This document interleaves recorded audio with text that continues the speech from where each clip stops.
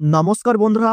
29শে March এবং বাংলা 15ই চৈত্র শনিবার দিনই চৈত্র অমাবস্যা তিথিতে শুরু হচ্ছে 2025 সালের প্রথম আংশিক খণ্ডগ্রাস সূর্যগ্রহণ। দিনের বেলাতেই গোটা পৃথিবী জুড়ে নেমে আসবে ভয়াবহ অন্ধকার, যার ফলে জনসাধারণের মধ্যে পড়ে গিয়েছে শোরগোল। আংশিক খণ্ডগ্রাস সূর্যগ্রহণের বিশাল প্রভাব পড়বে বিশ্ববাসীর জীবনে। বিগত প্রায় 150 বছরের মধ্যে সবচেয়ে বড়, বিরল ও মহাজাগতিক সূর্যগ্রহণ শুরু হচ্ছে।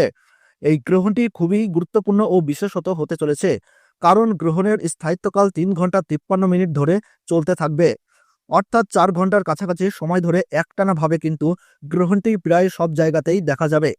মাঝে মধ্যেই বিশ্ববাসী নানান ঘটনার সাক্ষী থেকে যায়, যার মধ্যে এই সূর্যগ্রহণটি কিন্তু অনেক বেশি প্রভাবশালী।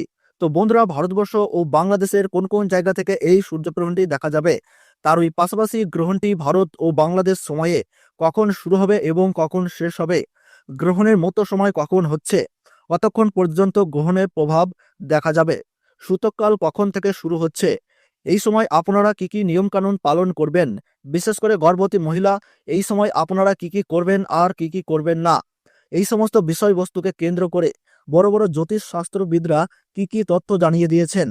তো তাই কিন্তু আমি আজকে আপনাদেরকে জানিয়ে দেব এই ভিডিওটির মাধ্যমে। তাই বিস্তারিতভাবে জানতে হলে অবশ্যই ভিডিওটিকে শেষ পর্যন্ত মনোযোগ সহকারে দেখতে থাকবেন। এবং আপনার জেলার গ্রহণ সম্পর্কিত যে কোনো খবরের আপডেট আপনি যদি সবার প্রথমেই পেতে চান, তাহলে অবশ্যই নিজের জায়গার নামটি কমেন্ট বক্সে লিখে জানাবেন। আর ভিডিওটি ভালো লাগলে ছোট্ট একটি লাইক দিয়ে উৎসাহিত করবেন এবং আমাদের ইউটিউব চ্যানেলটি সাবস্ক্রাইব করে পাশে থাকা বেল আইকনটিকে প্রেস করে রাখবেন। তাহলে চলুন এক নজরে দেখে নেওয়া যাক।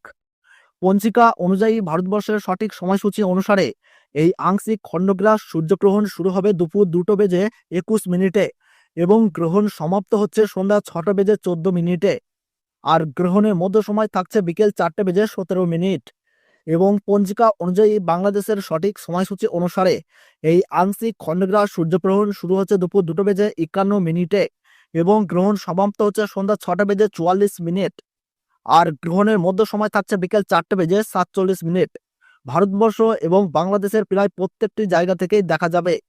পশ্চিমবঙ্গের সমস্ত জেলার পাশাপাশি বাংলাদেশের ঢাকা, সিলেট, চট্টগ্রাম, নোয়াখালী, পাবনা, খুলনা, রাজশাহী, বিবাড়িয়া, কিশোরগঞ্জ, সুনামগঞ্জ, নেত্রকোনা এইসব জায়গা থেকে কিন্তু সূর্যগ্রহণটি একদম স্পষ্টভাবে দেখা যাবে। এছাড়া মধ্যপ্রাচ্য, ইউরোপ, উত্তর পূর্ব আফ্রিকা, পশ্চিম এশিয়া, উত্তর আটলান্টিক মহাসাগর এবং ভারত মহাসাগরের উত্তর অংশ থেকে দেখা যাবে। সূর্যগ্রহণ শুরু হওয়ার 12 ঘন্টা আগে থেকেই কিন্তু সূতককালের সময় শুরু হয়ে যায়। তো বন্ধুরা, ভিডিওটি ভালো লাগলে ছোট্ট একটি লাইক দেবেন এবং চ্যানেলটিতে নতুন দর্শক হয়ে থাকলে অবশ্যই চ্যানেলটি সাবস্ক্রাইব করে পাশে থাকবেন।